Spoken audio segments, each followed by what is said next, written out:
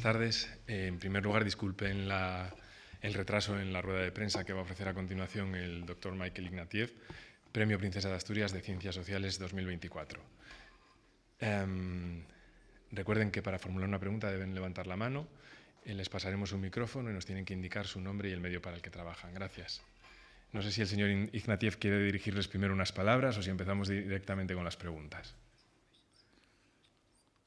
No, I'm just very happy to be here. And it's, as we say in English, it's a big deal to win this prize. It's very important to me. And I've been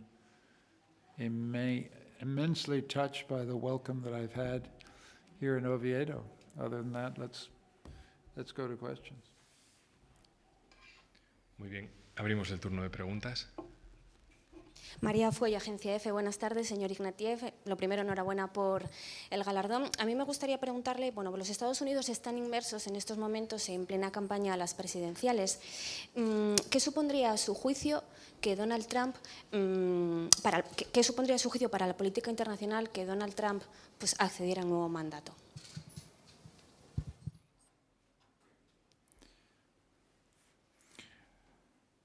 I think the chief risk is what it means for democracy worldwide. This is a person who contested the results of an election, denied that he had lost an election that he had clearly lost. And because America is the oldest and most important and powerful democracy in the world,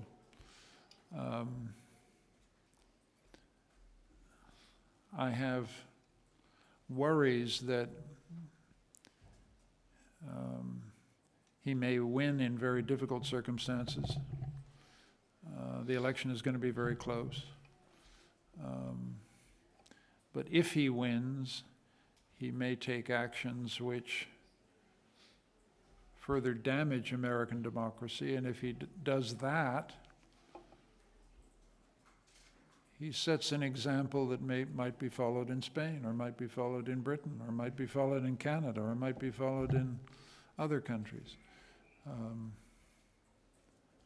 I think a second consequence is that he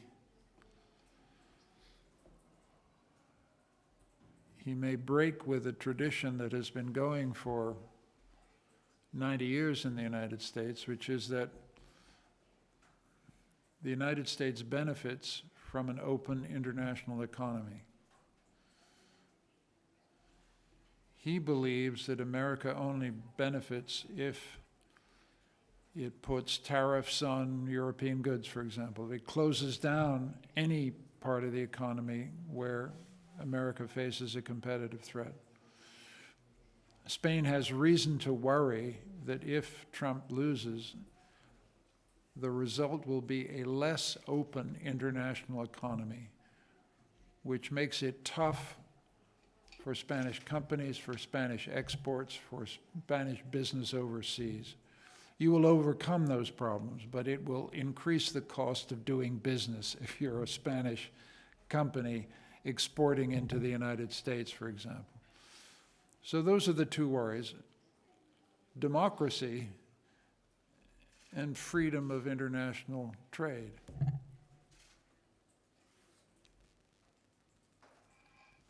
Muchas gracias. Siguiente pregunta, por favor.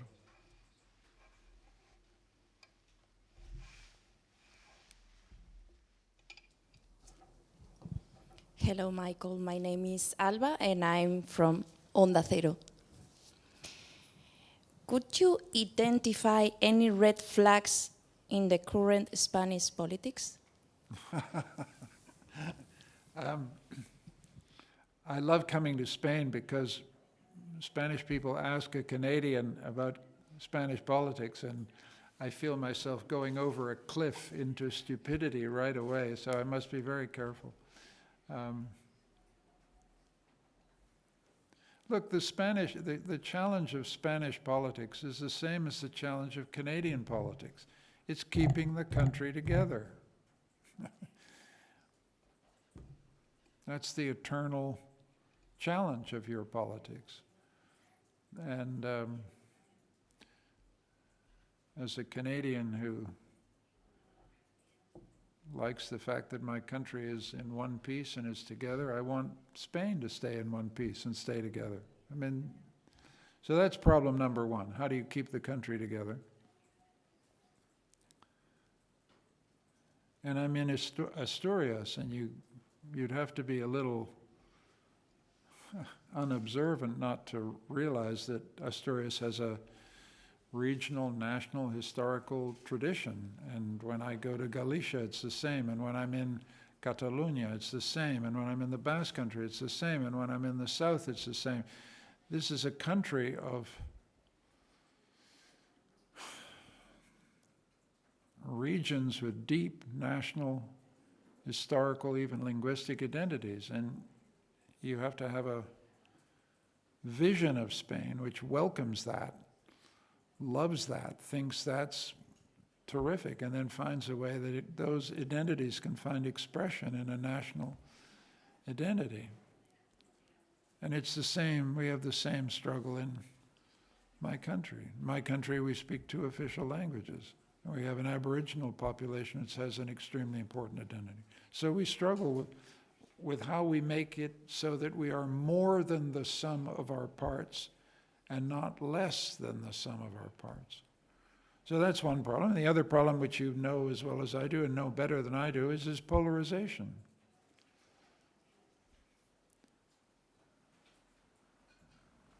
Spanish politics is very divided with suspicion and anger and hatred, even hatred.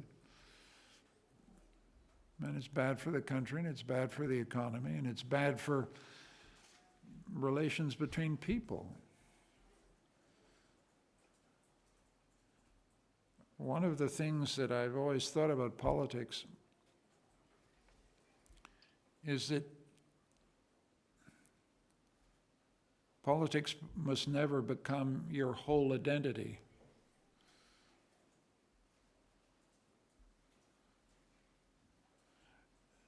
And so you want a society where people say, you're an idiot in politics, let's go and have a drink. Or, I completely disagree with you, let's go and play some golf. Or, I've always disagreed with you about politics, but you're still my friend.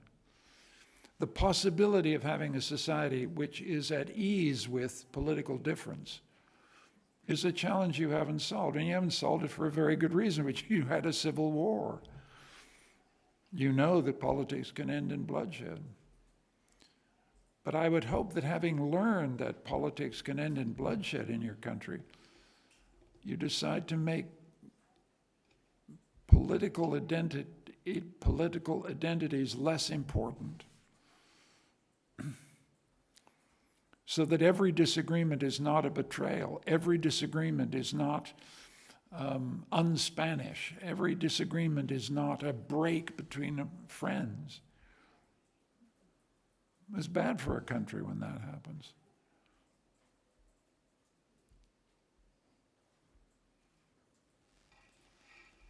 Gracias. Siguiente pregunta, por favor.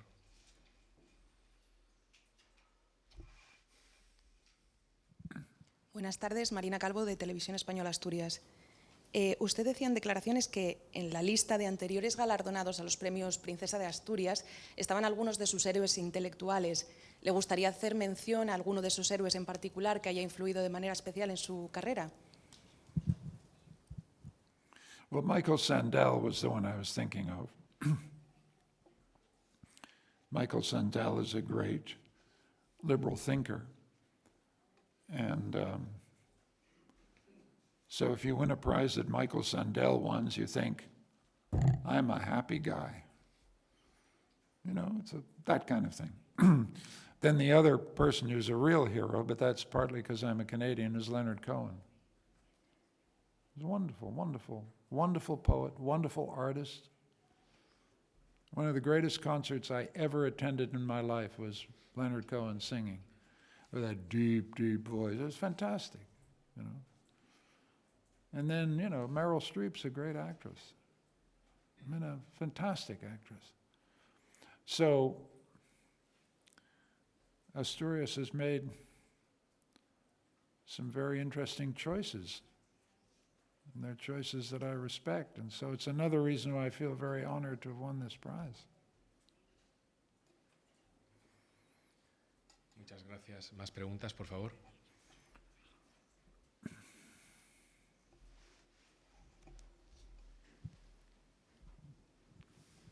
Another one. What do you think would be an effective immigration policy that also defends human rights? Oy, oy, oy, oy, oy. What a difficult question. I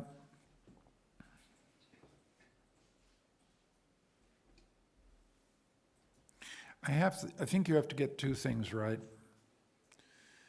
and it's very difficult to get them right. First of all, because our populations are declining, we need immigration. European societies need a constant stream of legal immigrants.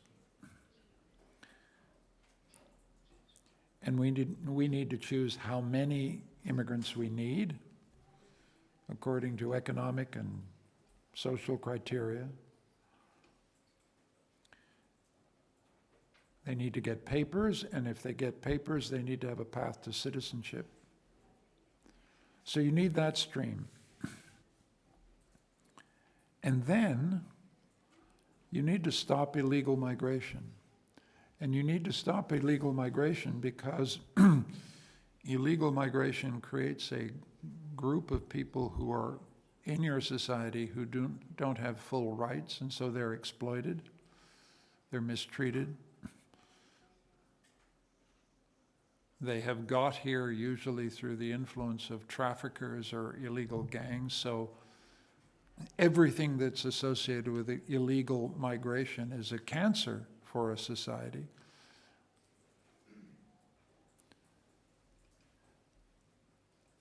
And that means, and this is where we get to the human rights side, which is very difficult.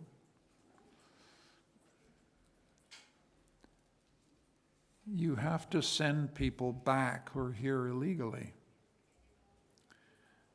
You shouldn't send people back who are here illegally, who are here legally, ever.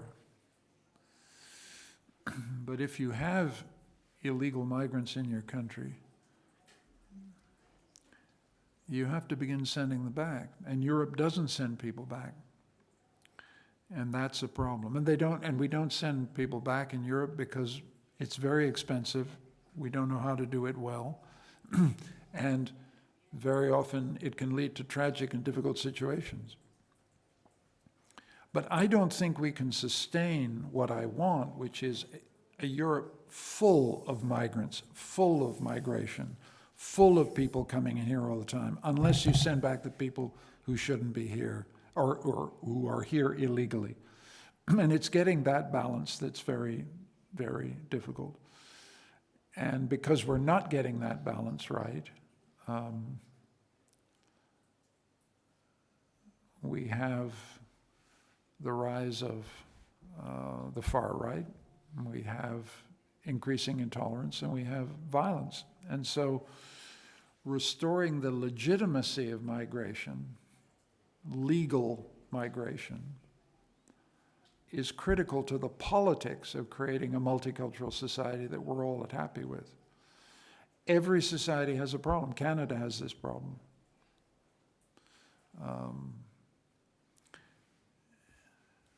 But if we allow illegal migration to overwhelm our borders, it will destroy a multicultural society. It will lead to racist attacks. It will lead to violence. It's a catastrophe for Europe. So I'm saying something that's a little complicated here. I want more migration, but I want more legal migration, and I want less illegal migration. And that means a policy that has a tough border.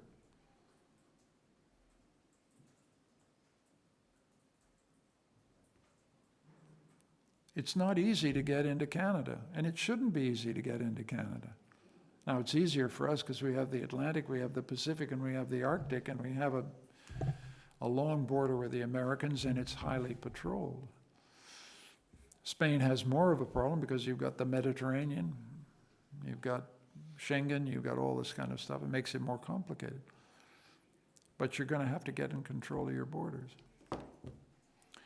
And that will pose human rights challenges. But the politics of this is obvious to me.